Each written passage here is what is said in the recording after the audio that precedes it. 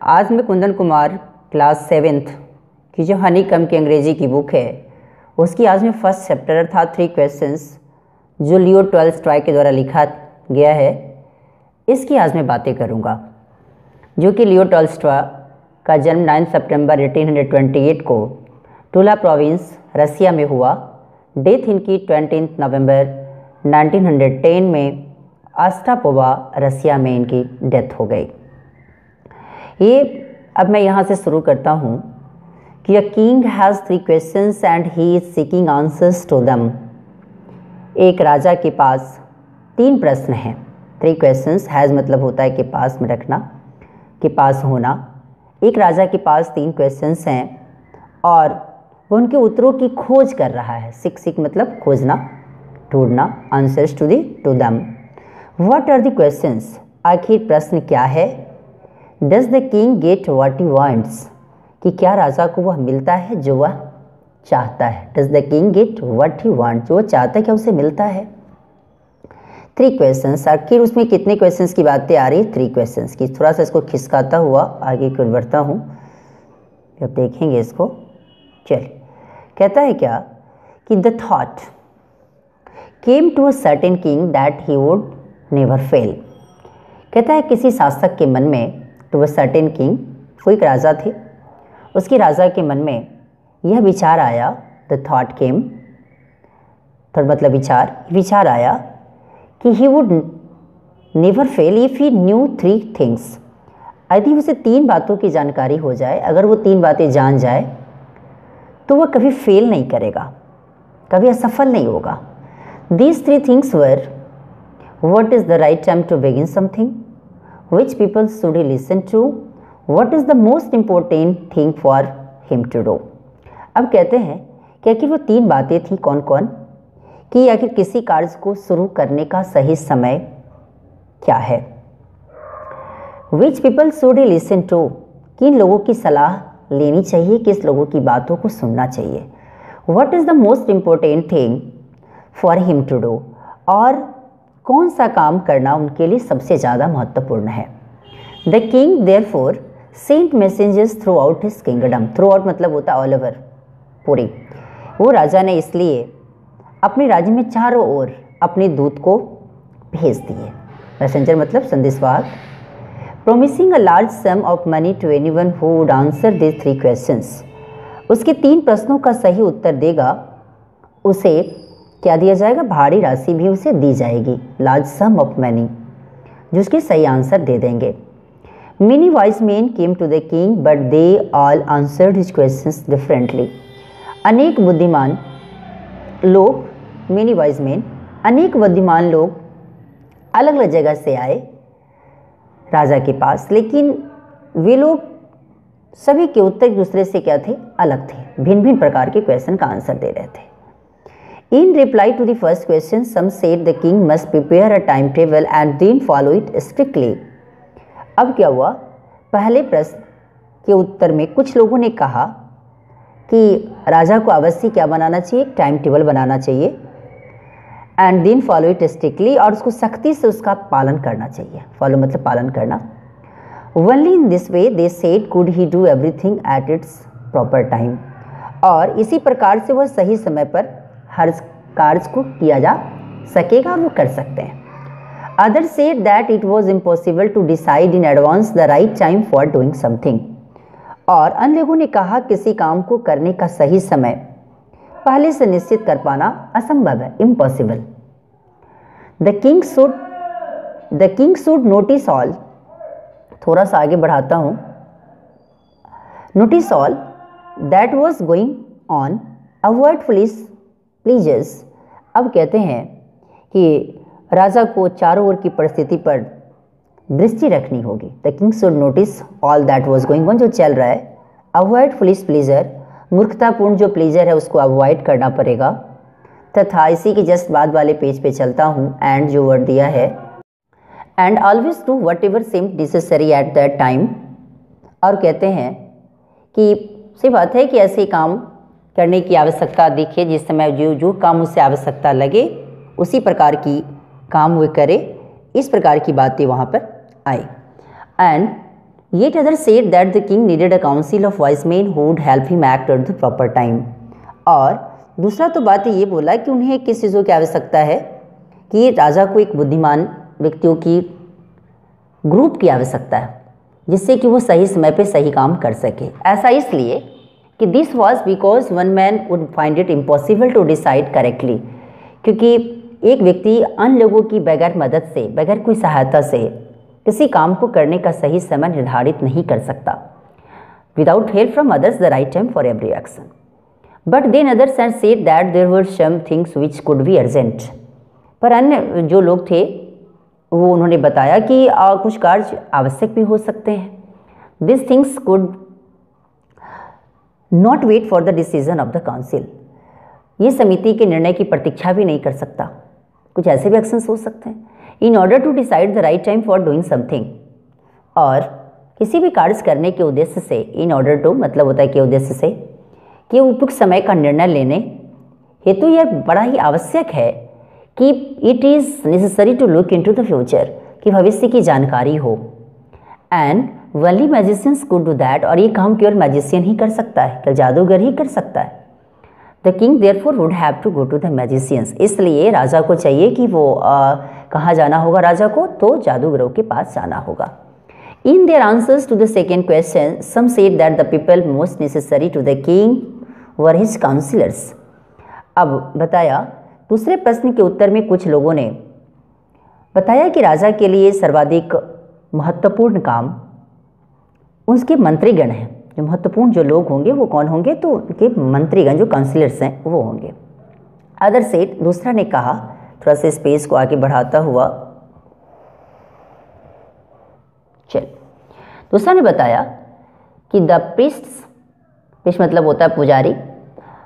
अब कहते हैं दूसरा ने कहा कि पुजारी भी हो सकता है। A few other chose the doctors and it other said that his soldiers were the most necessary. अब कुछ लोगों ने बताया कि उसे डॉक्टर की भी सलाह दी, कुछ लोगों ने पुजारी की भी सलाह दी, और अन्य लोगों ने कहा कि नहीं, कि उन्हें किसकी आवश्यकता, तो सैनिक ही उसके लिए आवश्यक व्यक्ति हैं, ऐसा उन लोगों ने कहा।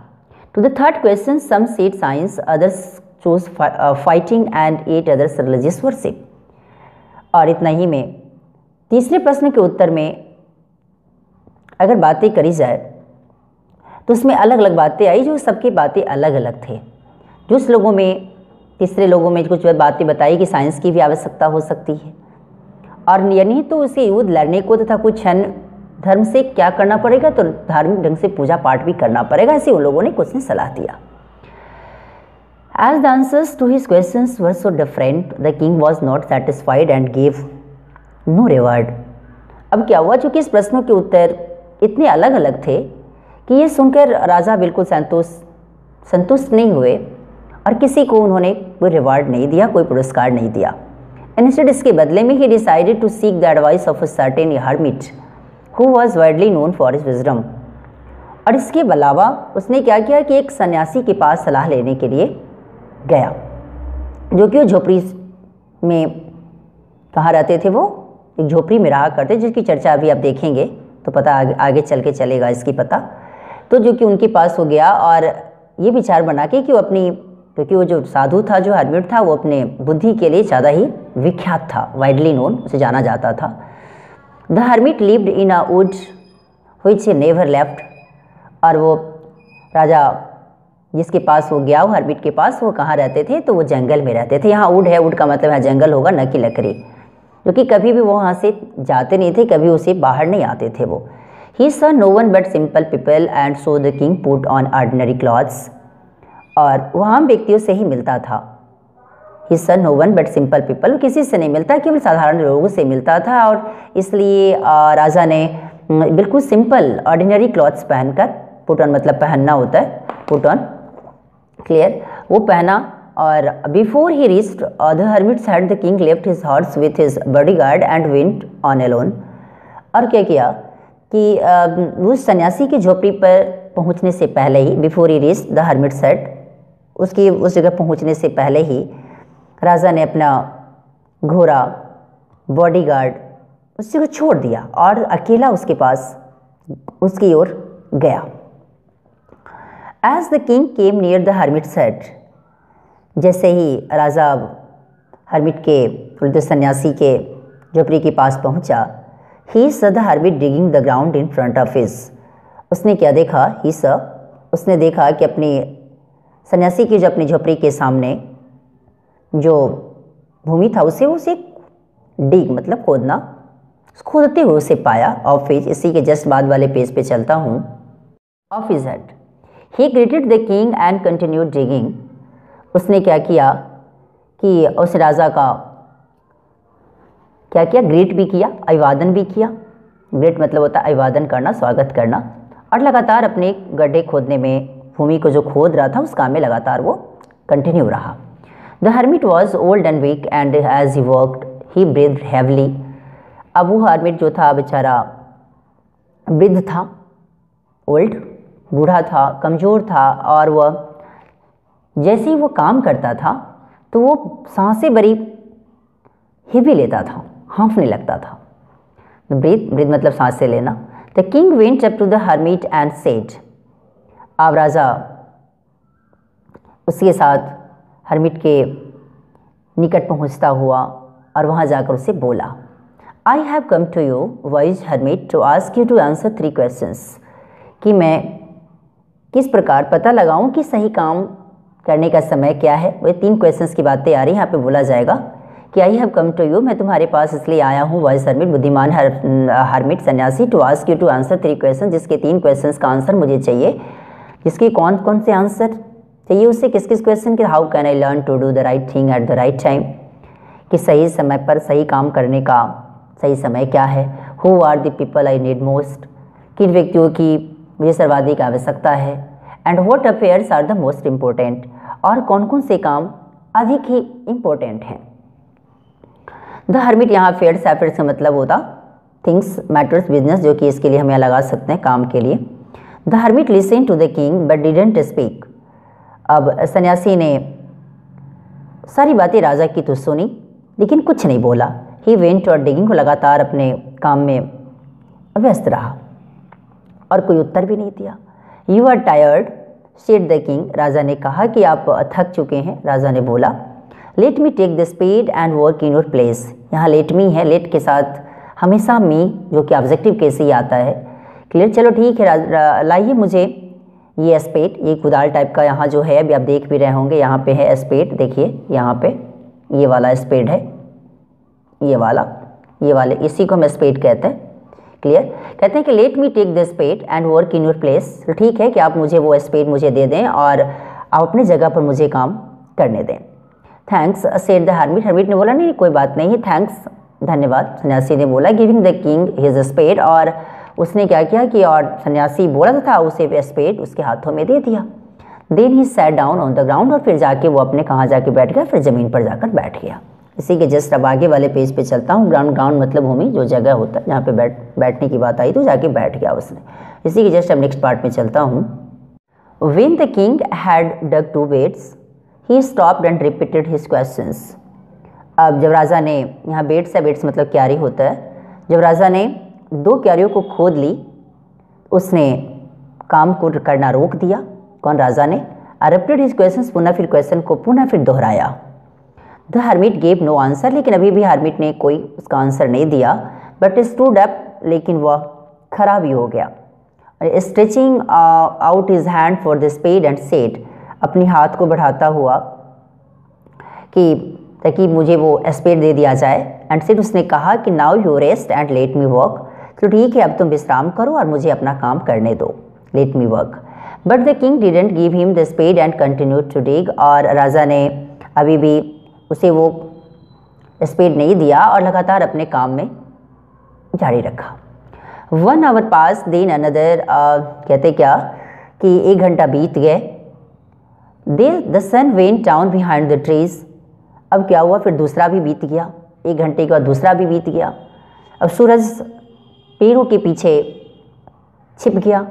And at last the king struck the spade into the ground and said, और अंत में राजा ने वो स्पेड को कहाँ, ग्राउंड में ही अटका दिया और उसने कहा, I came to you wise man for an answer to my questions, कि हे ज्ञानी, I came to you wise man, कि अरे वो बुद्धिमान व्यक्ति, कि मैं आपके पास आया हूँ कि ताकि अब ये 3 क्वेश्चंस का आंसर मुझे मिल सके, for an answer to my question, कम से कम मेरे क्वेश्चन का आंसर मुझे मिल सके।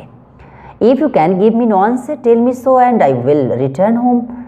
ठीक है, यदि आप मुझे उत्तर नहीं दे सकते तो बता दीजिए, तो मैं अपने घर को लौट जाऊँगा। I will return home. Here come someone running said the hermit. और इतना ही में क्या हुआ, ये लो, कोई व्यक्ति, दौड़ता हुआ व्यक्ति कोई आ रहा है। सन्यासी ने बोला, सेड द हर्मिट, हर्मिट ने कहा। लेकिन ना, जब भी मैं कभी और प्रेजेंट टेंस पढ़ाया हूँगा तो आपको पता भी होगा कि जब भी कोई भी वर्ड अगर हेयर एंड देयर से स्टार्ट होता है सेंटेंस, तो उसके साथ लगने वाला वर्ब हमेशा सिंपल प्रेजेंट टेंस के रूप में जो वर्ब का इस्तेमाल होता है उसी के रूप में हम इसका इस्तेमाल करते हैं। क्लियर? चलिए, और इसी के जस्ट बाद वाला जो पार्ट है उसके मैं अगले वीडियो में डालूंगा। और ये वीडियो आपको कैसा लगा इसके बारे में लाइक, सब्सक्राइब एंड कमेंट करना ना भूलें और इसे शेयर भी करें। थैंक्स अल्लाह।